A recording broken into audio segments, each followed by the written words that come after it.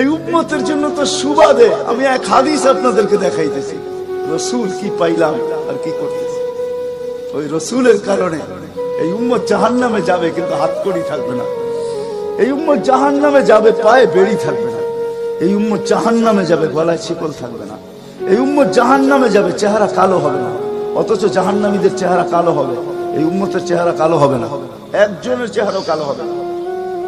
ফেরেশতা জিজ্ঞেস করবে, আল্লাহ চেহারা তো ঝকঝকে, গলায় নাই শিকল, পায়ে নাই বেড়ি, হাতে নাই হাতকড়ি, এটা আবার কি পাঠায় দিলেন? তো আল্লাহ জবাব দিবে, আমার বন্ধুর উম্মত, খবরদার। তো ফেরেশতা মালিক জিজ্ঞেস করবে, দারোগা হাতকড়ি নাই কেন? বলছে, যেই হাত উঁচুতে ব্যবহার হয় ওটা হাতে হাতকড়ি লাগে না। যেই পাও মসজিদের দিকে চলে ওই পায়ে বেড়ি লাগে না।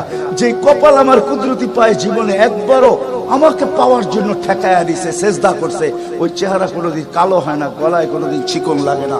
3 জায়গায় আগুন লাগাবে না, খবরদার। চেহারায়, হাতে, পায়ে, বাকি শরীরে লাগায় দাও।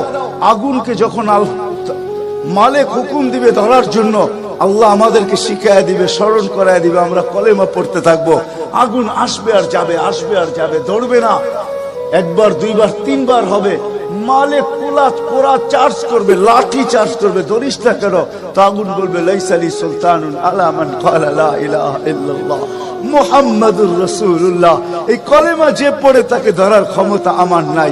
তারপরে আল্লাহ নিজে কি করবে? ইমাম কুরতুবী রাহমাতুল্লাহ আলাইহি লেখেন, ফাআমাতাল্লাহু মাউতাতান, আল্লাহ আমাদেরকে ঘুম পড়ায়া দিবে। মৌতের যেরকম ঘুমের দোয়া, মৌতের দোয়া আর ঘুমের দোয়া একই দোয়া।